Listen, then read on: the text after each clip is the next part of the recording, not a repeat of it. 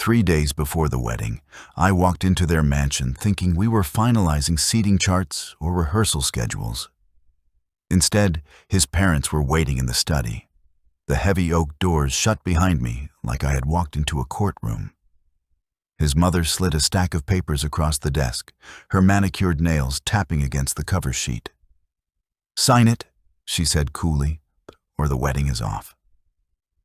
His father leaned back in his leather chair, smirking as if the verdict had already been passed. "It is just business.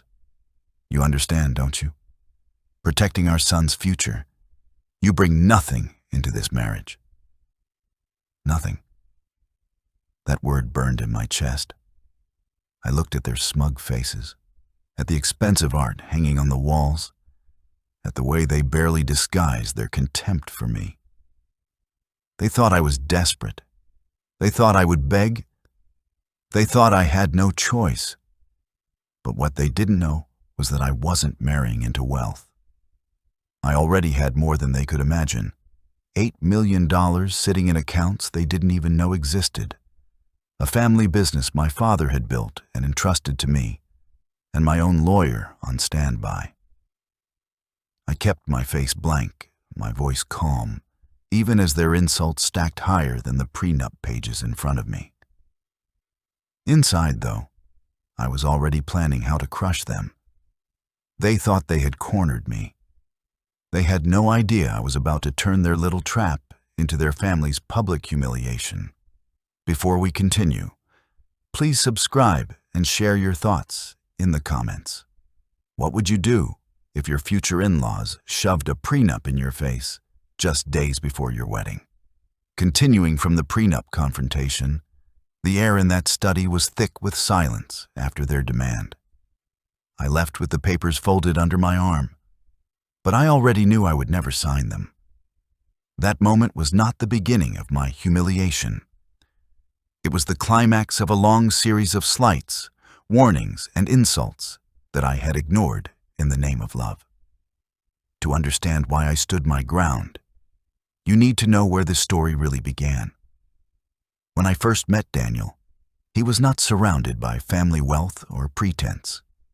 He was just a man sitting in the back row of a charity event, slightly bored, his tie crooked in a way that made me laugh. I was there representing my late father's company, a construction firm that had started small but grown steadily, handling contracts across 3 states. My father had taught me the value of keeping our success quiet. Wealth meant security, not show.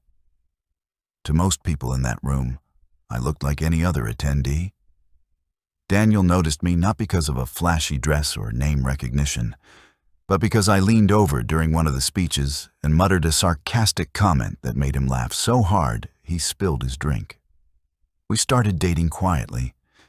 He told me about his passion for architecture, his dreams of building his own projects instead of relying on his parents' empire. I told him about growing up watching my father work 12-hour days and how I had stepped into the business after his passing. What I did not tell him was that when my father died, he left me with more than just a company. He left me with trust funds, real estate holdings, and investments worth over $8 million. It was not something I advertised. I wanted someone who loved me for who I was, not what I owned. With Daniel, I thought I had found that. The first time I met his parents, the warning signs were already there. His mother greeted me with a smile that never reached her eyes. His father's handshake was firm, but his gaze drifted past me as though I were barely worth noticing. At dinner that night, every question they asked felt less like conversation and more like interrogation. Where was I from? What did my parents do? What kind of education did I have? I noticed that whenever Daniel mentioned my father's company, his parents quickly redirected the conversation. It was as if they did not want to acknowledge that my family had built something on our own. Still, I dismissed the discomfort. I told myself it was nerves or generational differences. When you are in love, you find ways to excuse the red flags. Daniel seemed embarrassed by their attitude, often squeezing my hand under the table as if to apologize. I believed him when he said, "They just need time to warm up to you." I wanted that to be true, so I accepted every strained dinner, every sideways comment, every subtle attempt to make me feel smaller. Months passed, and our relationship deepened. We moved in together, shared routines, and built dreams for the future. Daniel proposed on a quiet evening at home, not with his parents' blessing, but with his own conviction. He told me that he could not imagine life without me, and I said yes because I believed in us. For a while, I let myself live in that joy. I chose the wedding dress. We found a venue, and we started planning a future that felt like it belonged only to us. But his parents' presence was never far away. They offered to host the wedding on their estate, framing it as a gift, though I knew it was really a way to control everything. They insisted on final say over the guest list. They chose the caterer, the florist, even the band. Whenever I pushed back, Daniel asked me to compromise. "It makes them feel involved," he would say. I wanted harmony, so I relented again and again. It was during one of those planning sessions that I saw the first true crack in Daniel's loyalty. His mother had complained about the centerpieces I had chosen, calling them unsophisticated. I tried to laugh it off, but when I looked to Daniel for support, he shrugged and said, "Maybe we should just go with what she suggested. It is easier that way." The word stung. Easier for whom? Certainly not for me. That was the first night I cried alone in the shower, wondering if marriage meant surrendering my voice entirely. As the wedding drew closer, the pressure increased. His parents treated me like a guest in my own life. I noticed how often they reminded Daniel of the family legacy, of the responsibilities he carried, of the image he had to maintain.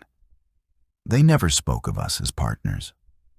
To them, I was an accessory, something to be managed. Still, I pressed on, determined to prove that love could withstand their arrogance. And then came the prenup. 3 days before the wedding, they summoned me to that study, papers neatly stacked, lawyers already on call. Their voices dripped with condescension. His mother said, "It is nothing personal, dear. You understand that you bring no assets into this marriage. We cannot allow risk." His father leaned forward, lowering his voice as if confiding in me. "It is only fair. Daniel has much to protect. You do not." I wanted to laugh in their faces.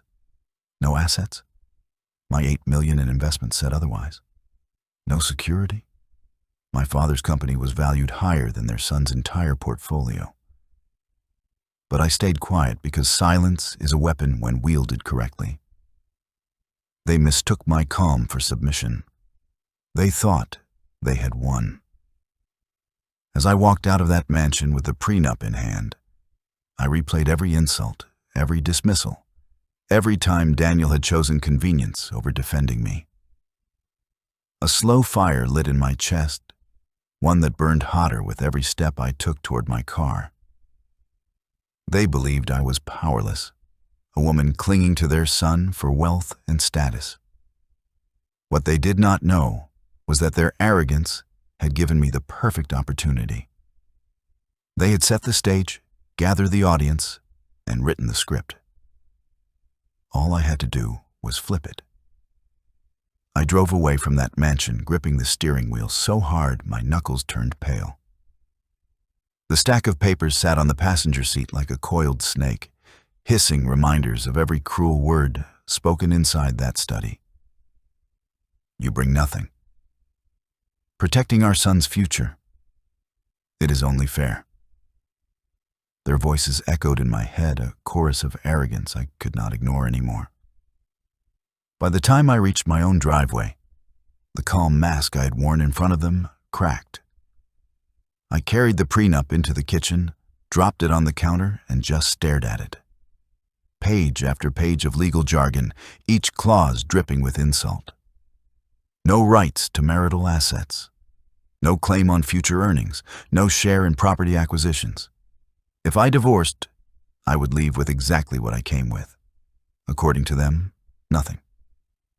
I sat down, opened the first page, and read it carefully. My fury grew with each line. They had made it airtight, carefully crafted by lawyers who assumed I was naive, desperate, and dependent. They wanted me to be disposable, a guest in their empire, someone erased from the family ledger the moment things turned inconvenient. The front door opened, and Daniel walked in, his jacket slung over one shoulder. He smiled when he saw me, but the expression faltered when his eyes fell on the papers spread across the counter. "So," he said cautiously, "you talked to them." I looked up at him, searching his face for outrage, for even a flicker of anger at what his parents had done. Instead, there was only discomfort, the kind of unease a man shows when he knows he should defend you but would rather avoid the fight. "Talked?" My voice was sharp. "They ambushed me. 3 days before our wedding, Daniel. They shoved this in my face and told me to sign or walk away." He ran a hand through his hair, sighing. "I told them not to wait until now. I said it would upset you." "Upset me?" I snapped. "This is not about being upset. This is about respect. They think I am some gold digger clawing my way into your family. They think I have nothing, and you just let them." Daniel walked over and placed his hands on my shoulders, as if that would calm me. "You are blowing this out of proportion. It is standard procedure.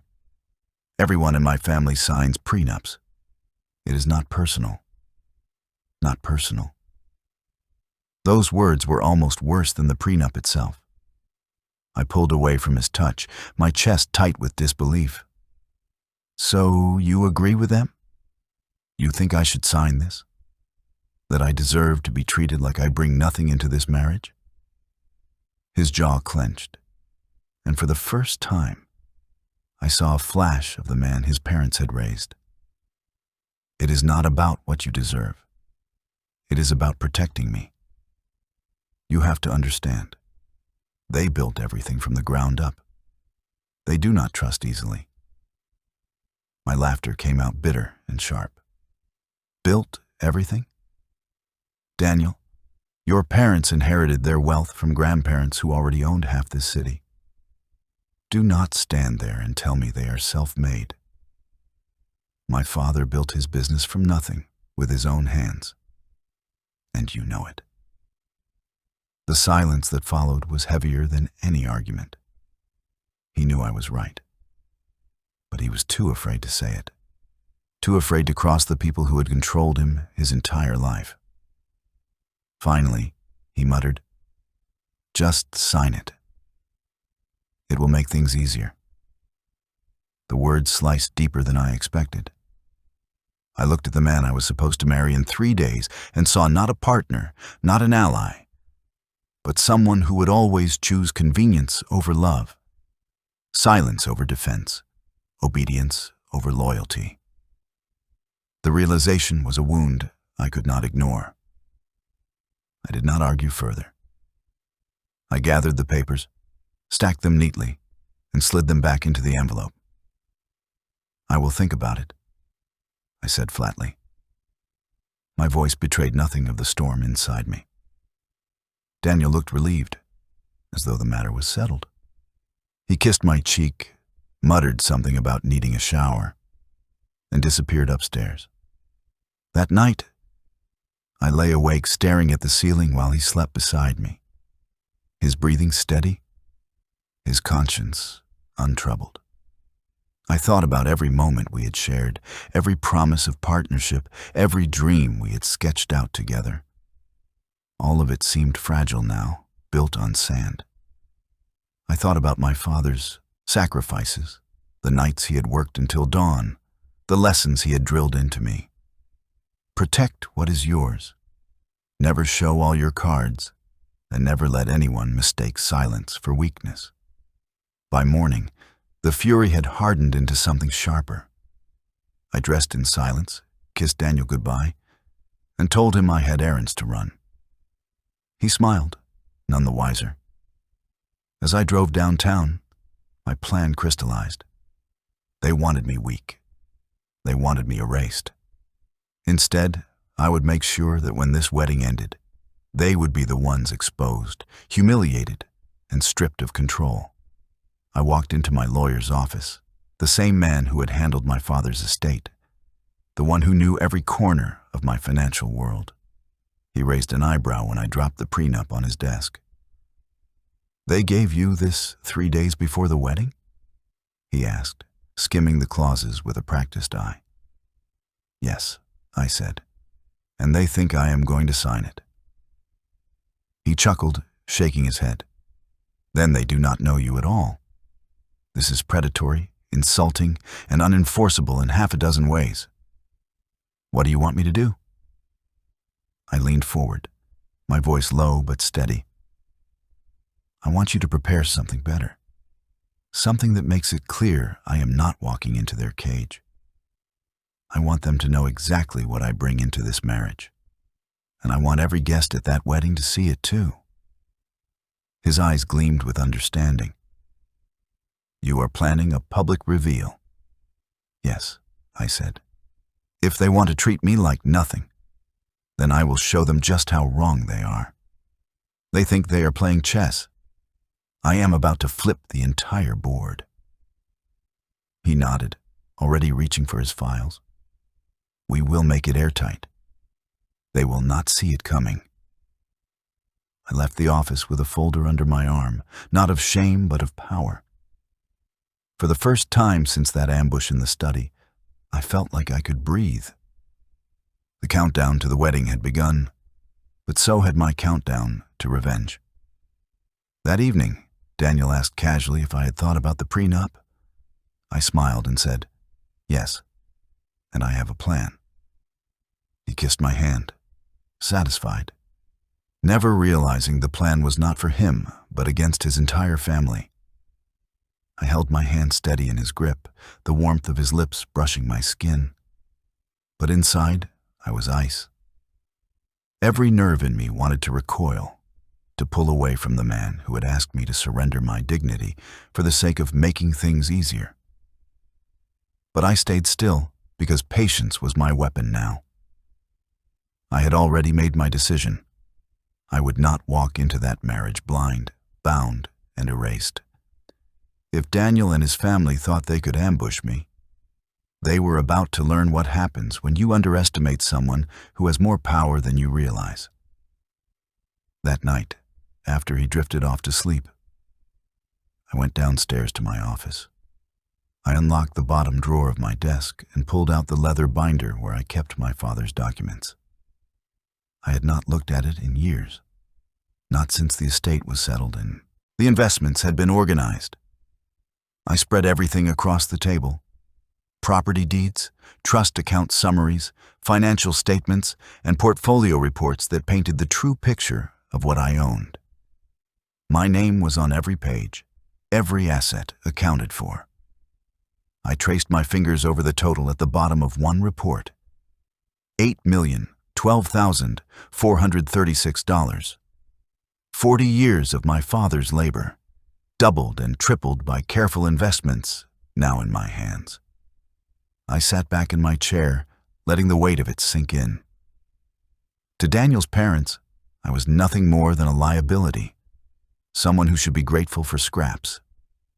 They had built a narrative of superiority, but the reality was this: if I wanted to, I could buy and sell their company twice over without blinking. My father had taught me never to flaunt wealth, but he had also taught me something else: never let arrogance go unchallenged. I remembered the last conversation I had with him before his illness took him. We were sitting on the porch of the house he had built with his own hands, the summer air heavy with the smell of fresh-cut grass.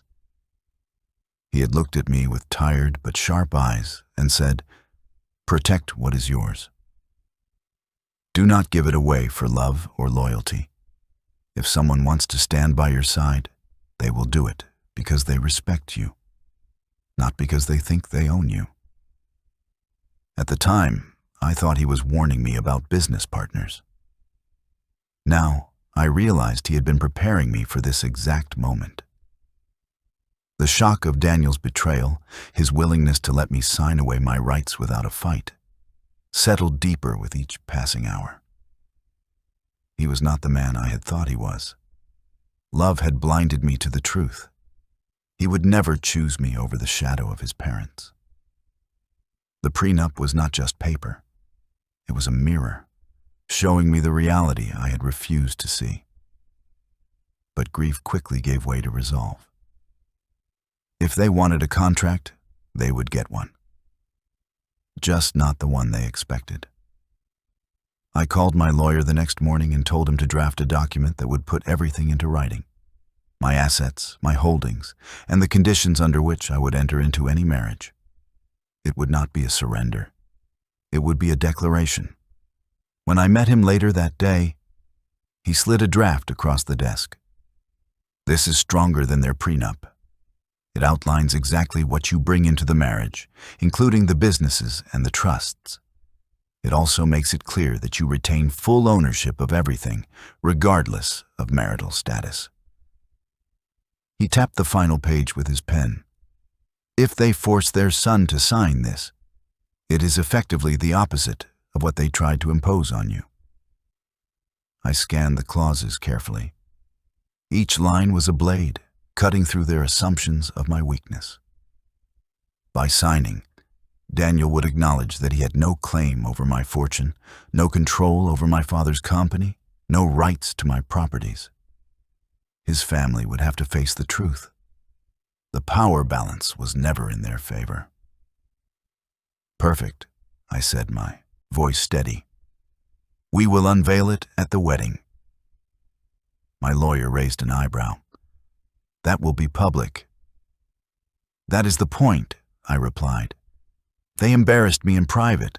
I will expose them in front of everyone." I walked out of his office feeling taller, stronger, more certain than I had in weeks.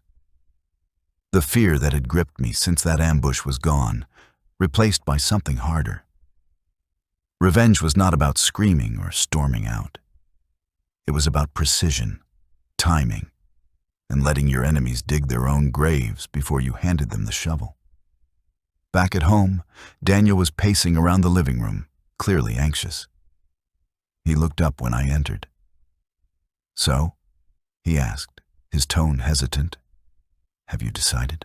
I smiled, carefully masking the storm behind my eyes. "Yes," I said softly. "I know exactly what I am going to do."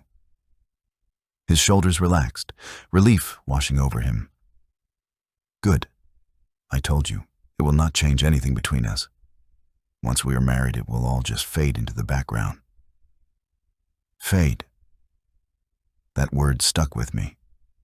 He thought this insult, this betrayal, would vanish after I signed away my rights. He thought I would swallow it and move on, quietly tethered to his family's control.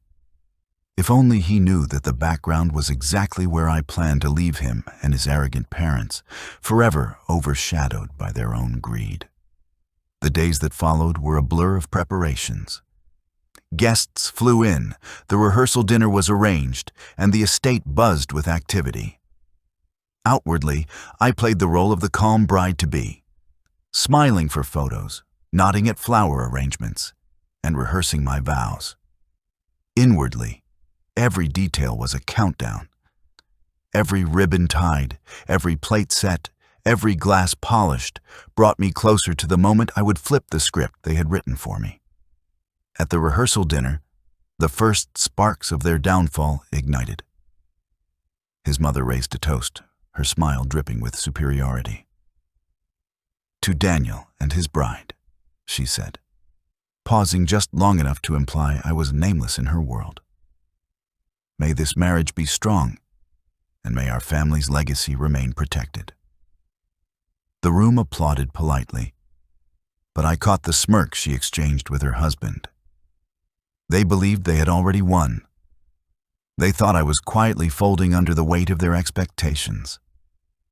I raised my own glass, clinking it gently. "To love," I said simply, holding Daniel's gaze as he smiled, oblivious to the storm building around him.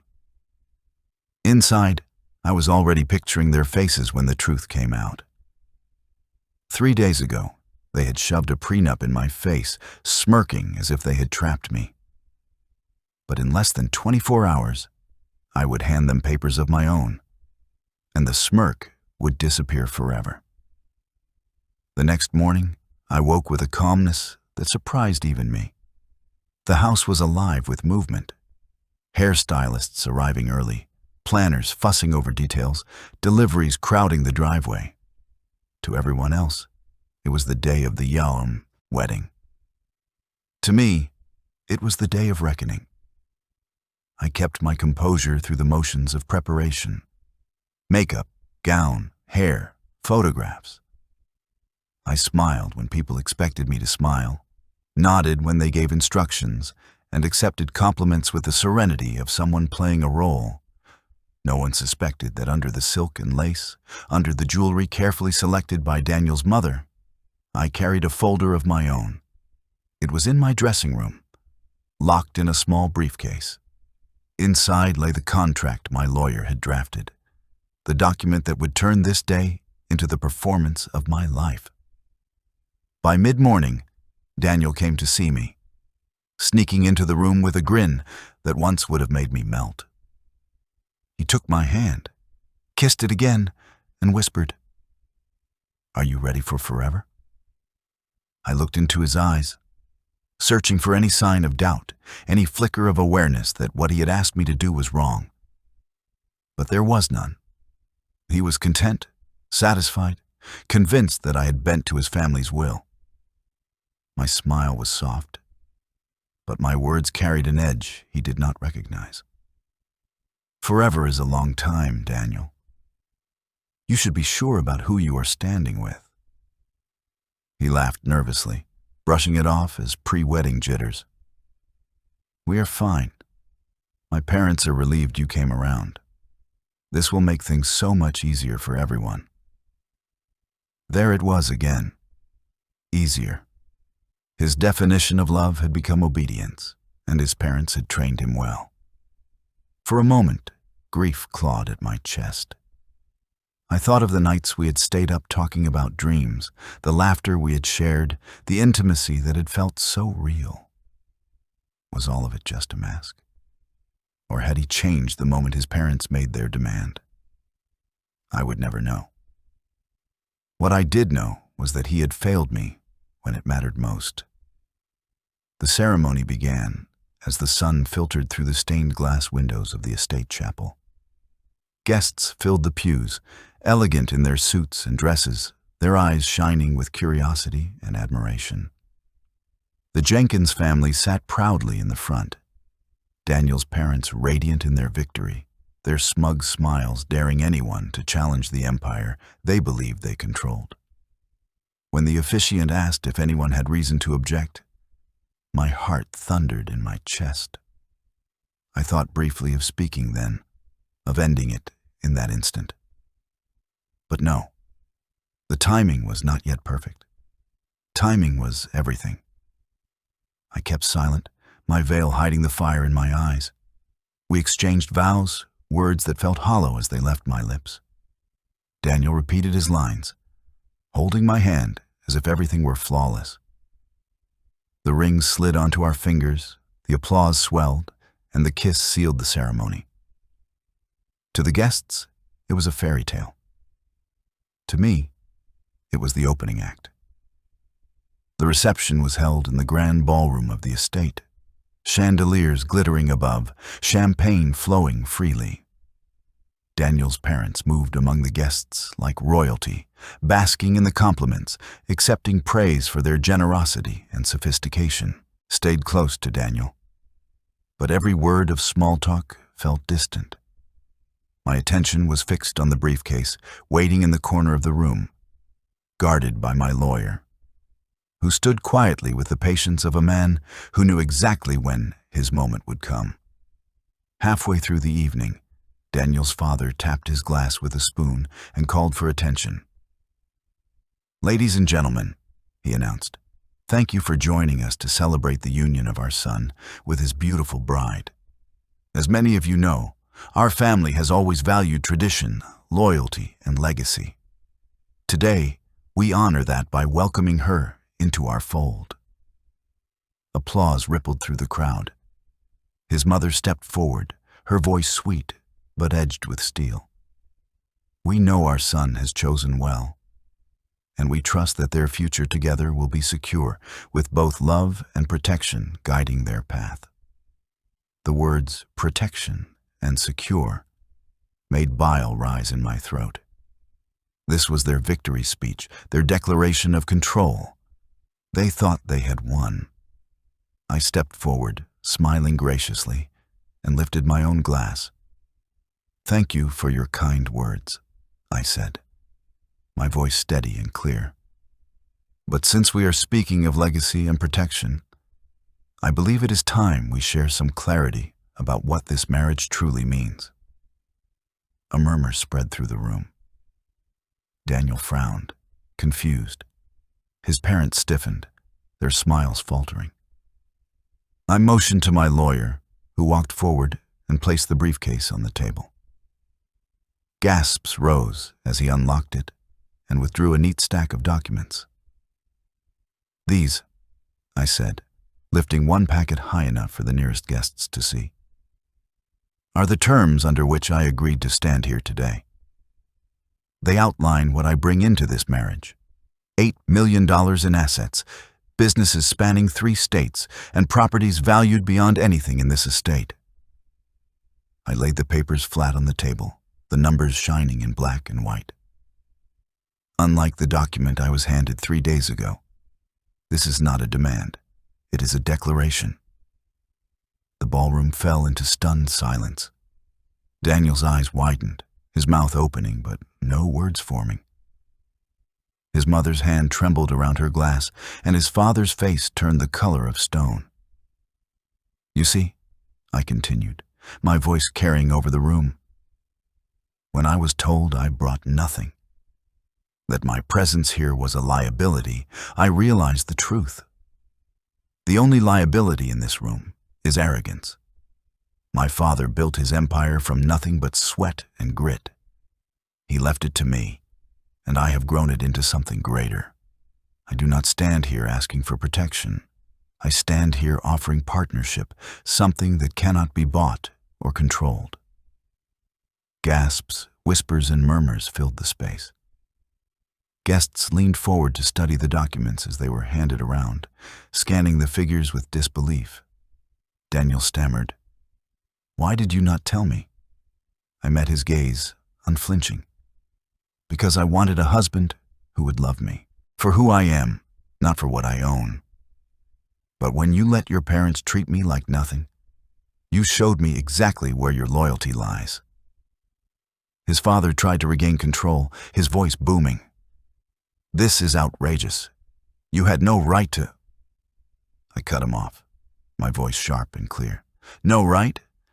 You shoved a prenup in my face 3 days before this wedding and demanded my signature like I was a servant begging to enter your house. You had no right, and now everyone here knows exactly who you are."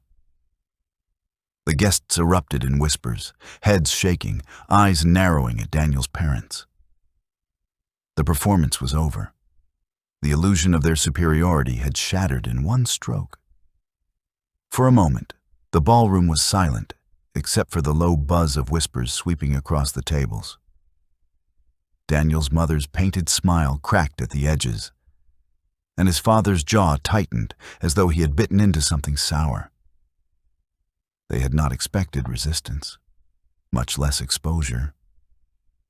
Their plan had relied on my silence, my compliance, my shame. Instead, I had stripped them bare in front of their closest friends and business partners. Daniel looked between me and the papers scattered across the table, his confusion thick enough to choke on.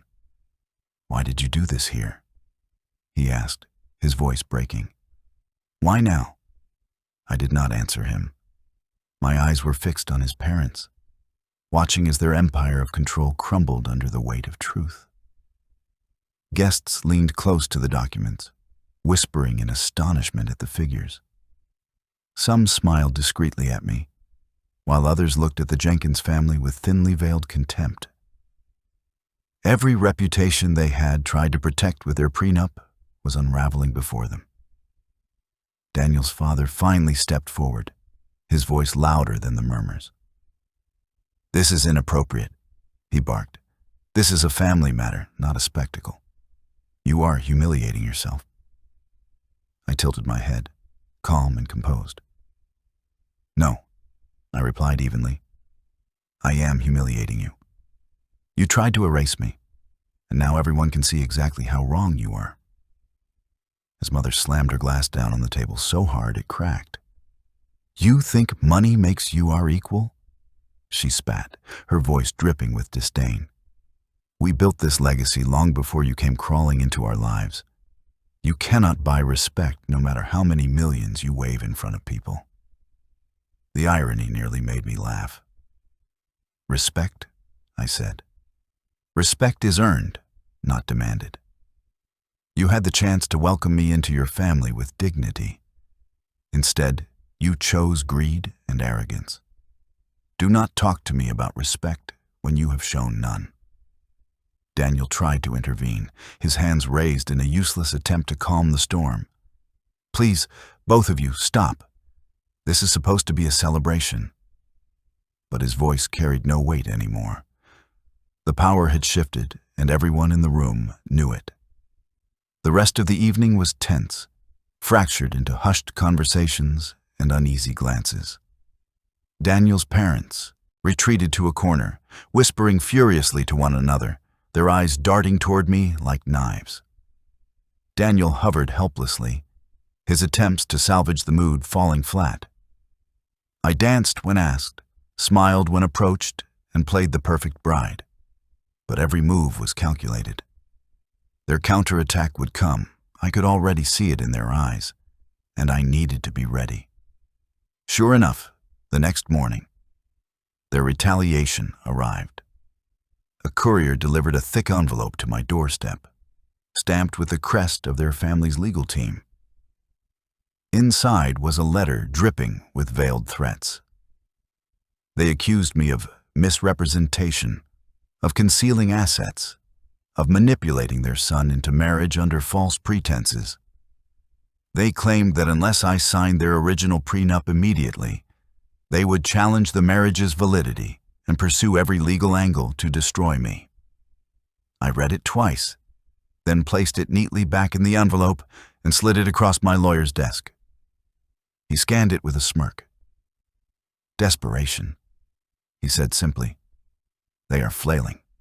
They know they lost." "Can they do anything?" I asked, though I already knew the answer. "Nothing that will stand," he replied.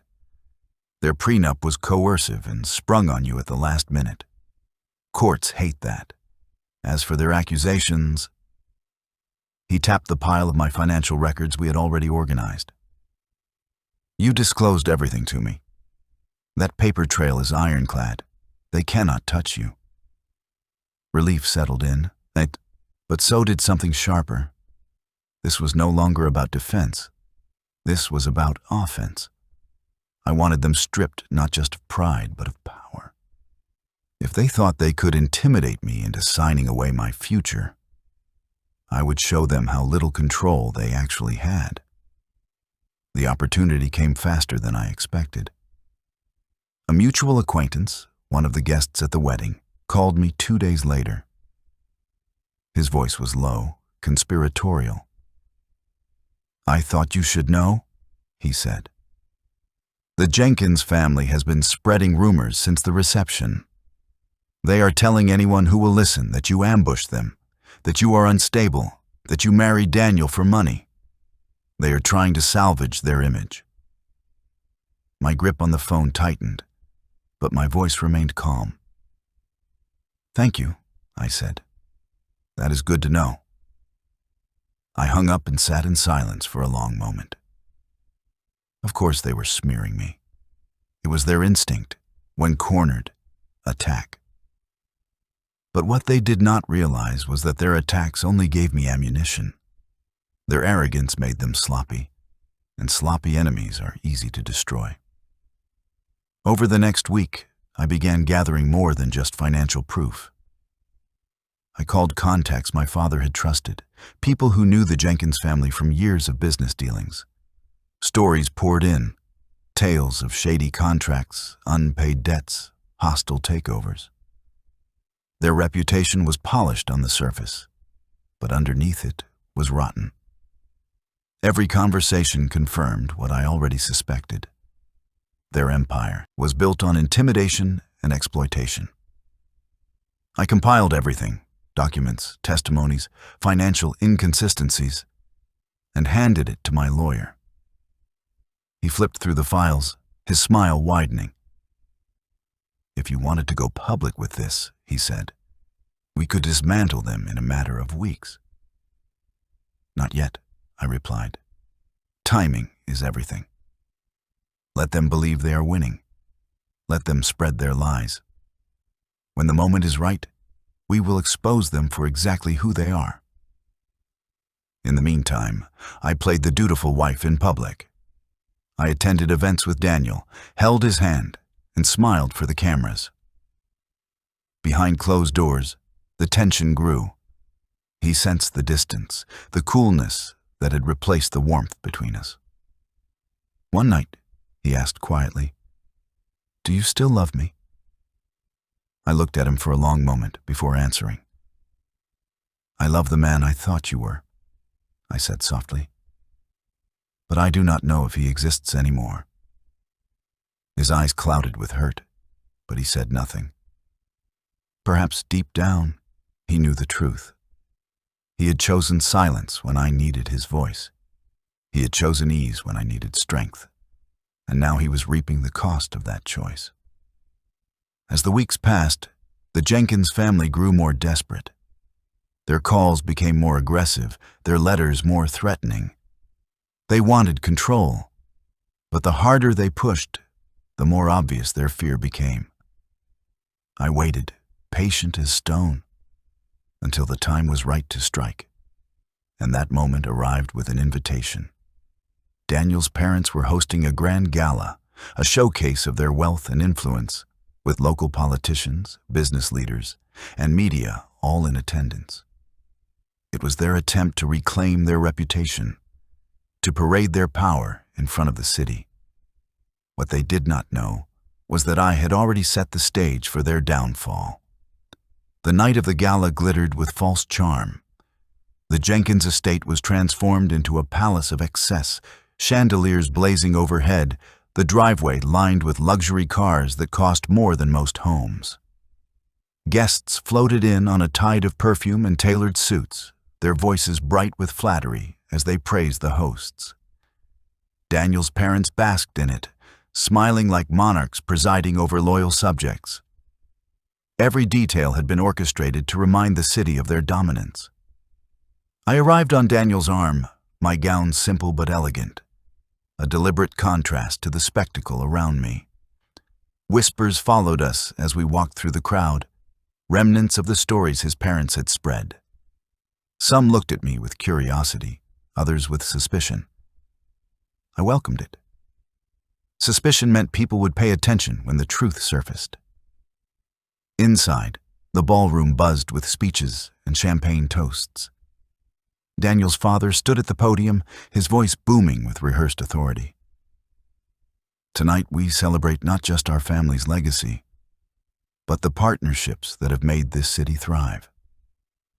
We are proud to stand among leaders, innovators, and visionaries. Together, we shape the future. Applause followed, shallow but enthusiastic. His mother followed with her own syrup-coated words, thanking donors and praising the values that defined their household. I listened quietly, my expression neutral, while my lawyer, discreetly invited as my guest, waited at the back with a manila envelope thicker than anything they had ever handed me. When the speeches ended, I stepped forward. The room quieted, surprised by my movement. Daniel looked startled, his eyes widening as if he sensed what was coming but could not stop it.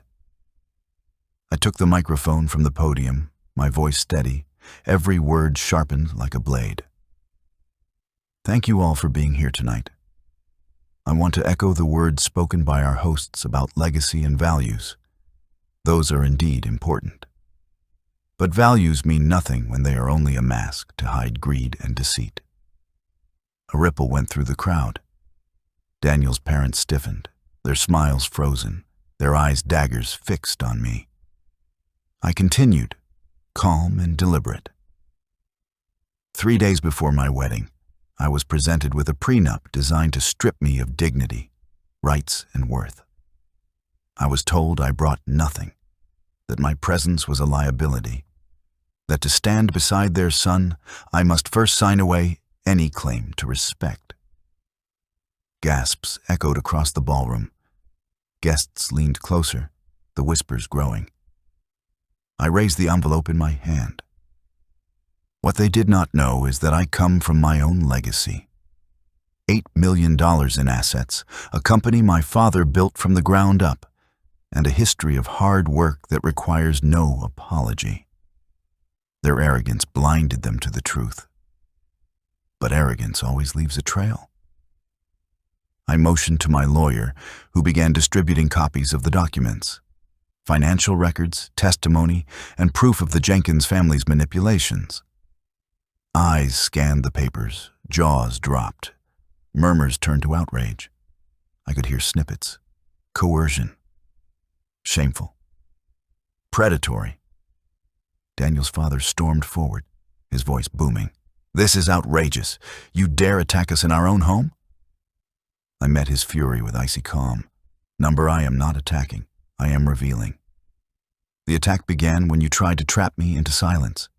Tonight, silence dies. His mother's voice cut through, shrill with desperation. Do not believe her lies. She is unstable, vindictive. But the crowd was no longer on their side. Guests turned cold eyes on her, their expressions shifting from respect to disdain. A local journalist, who had been invited to cover the gala, lifted a phone and began recording. Cameras clicked as others followed suit. The story was no longer theirs to control. Daniel stood frozen, pale and speechless, torn between blood and vows. His hand twitched as if to reach for me, but he stopped, unable to choose a side. That hesitation sealed his place in the ruins of this night. I took a step back, allowing the murmurs to grow, allowing their guests to digest every number, every piece of evidence. You claim to protect your legacy, I said, my voice cutting through the noise. But what legacy is worth protecting when it is built on arrogance and deceit? Respect cannot be demanded. It must be earned. And tonight, everyone here sees the truth. The ballroom fractured. Some guests slipped away quietly, unwilling to be associated with scandal. Others stayed, their curiosity stronger than their loyalty.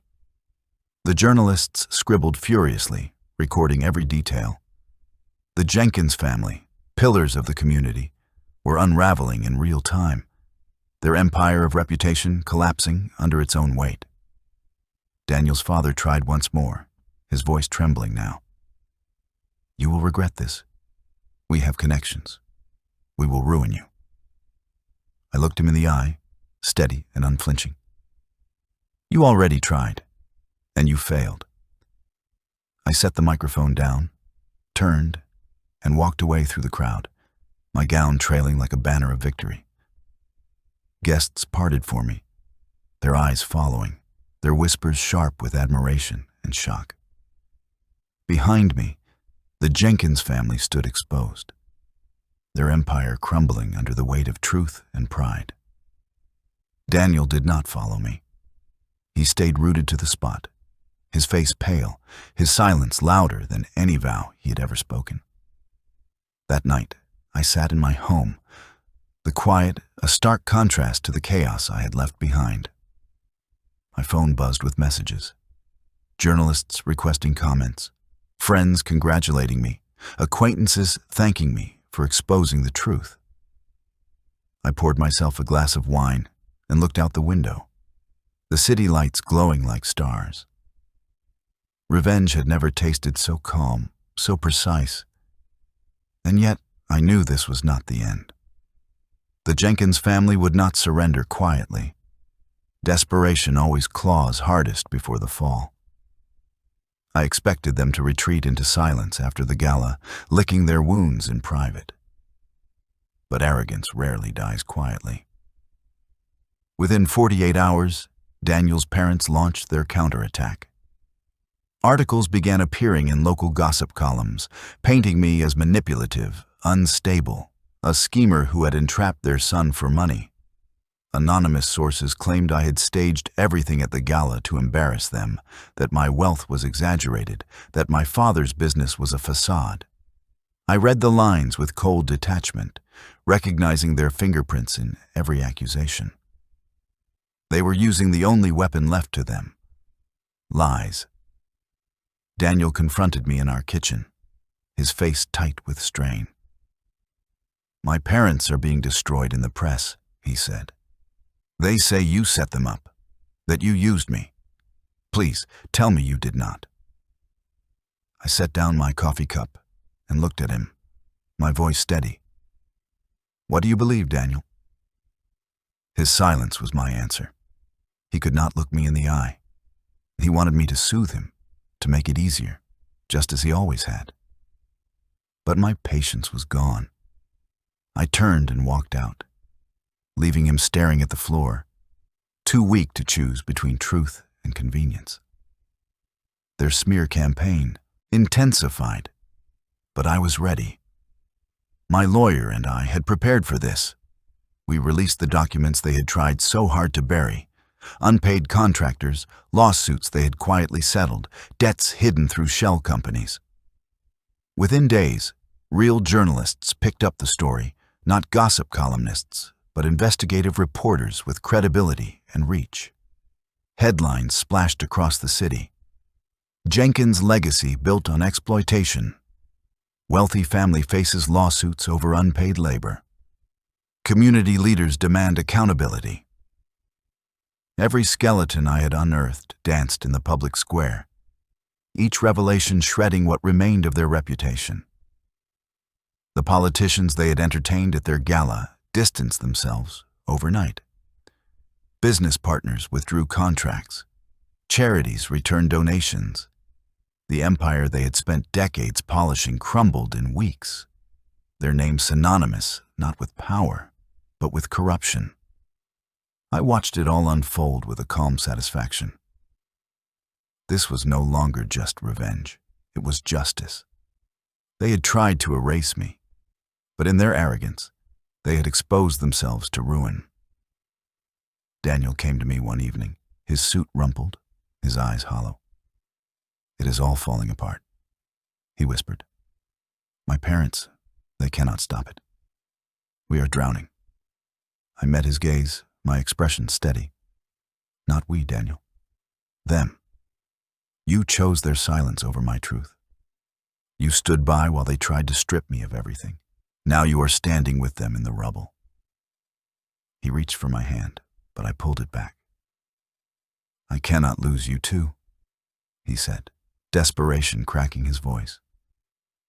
"You already did," I replied softly. The Jenkins family's last desperate move came a week later. They filed a lawsuit against me, accusing me of defamation and intentional infliction of emotional distress. The filing was a spectacle, their lawyers parading it to the press as proof that they were fighting back. But when the case reached the courtroom, it collapsed under the weight of evidence. My lawyer dismantled their claims line by line, presenting documents, testimonies, and financial records that left no doubt of the truth. The judge dismissed their case with prejudice, a ruling so final it slammed the door on any appeal.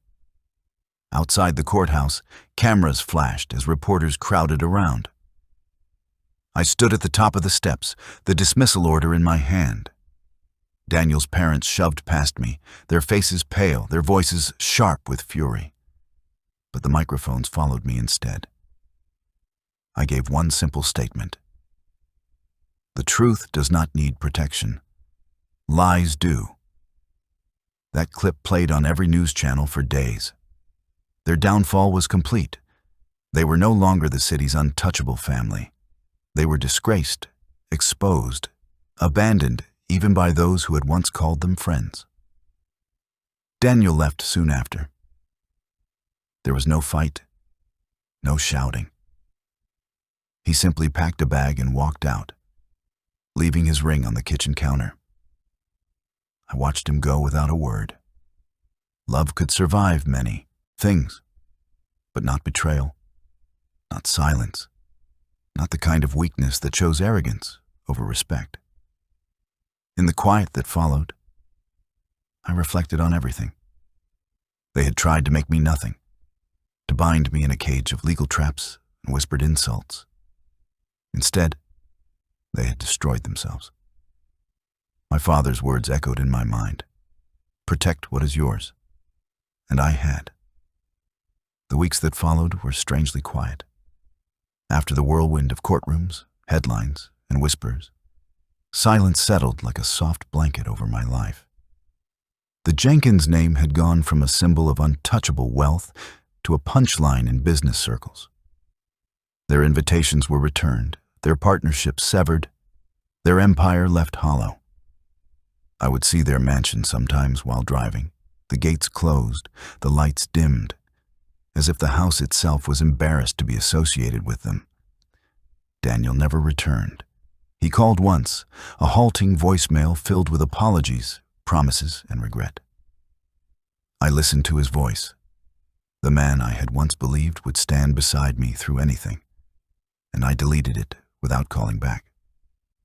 Love had required respect, and when the time came, he had chosen silence. That was not love.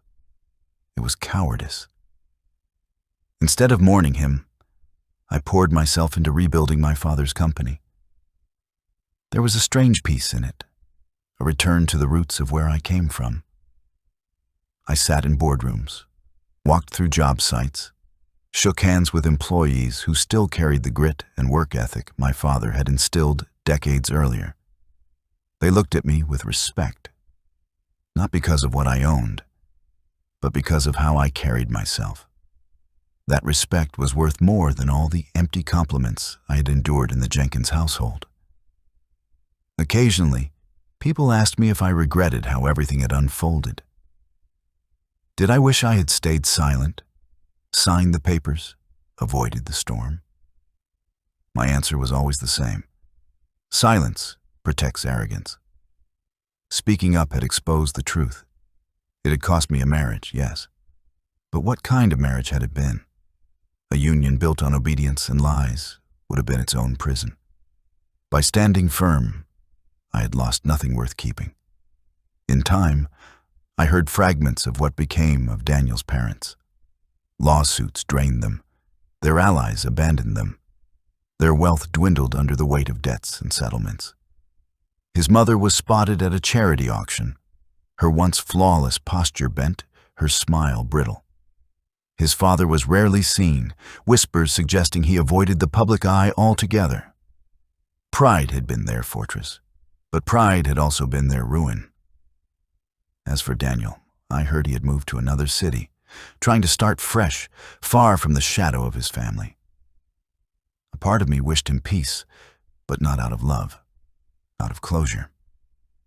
He had been weak, yes, but weakness is not the same as malice. His parents had shaped him, controlled him, and he had lacked the courage to break free. I could not carry his failure as my own burden. On quiet evenings, I would sit on my porch, the same way my father once had, looking out at the world he had built for me. I thought often of his words, "Protect what is yours." He had meant the company, the assets, the family legacy. But now I understood it meant something deeper too. Protect your dignity. Protect your self-worth. Protect the respect you are owed, because without it, nothing else matters. The revenge had been satisfying, yes, but it was more than that. It was a lesson carved into me forever. Never let anyone convince you that you are nothing. Never let anyone strip you of your voice. Silence is their weapon, but truth will always be yours. One afternoon, months later, I received a letter. No return address, but the handwriting was unmistakable. Daniel. My hands hesitated before opening it, but curiosity won. Inside was a short note, only a few lines. "I'm sorry for not defending you, for being weak. I see now what I lost, and I will carry that regret for the rest of my life. You deserved better. I hope you have found peace." I folded the letter carefully and placed it in the bottom drawer of my desk, the same drawer where I kept my father's papers. It did not make me sad. It did not make me angry. It was simply the final piece of a story that had already ended. As the sun dipped below the horizon that evening, I raised a glass of wine to the quiet house, to the company my father had built, to the life I had reclaimed. Revenge had been my weapon, but respect was my victory. I had taken back my voice, and in doing so, I had taken back everything they had tried to steal.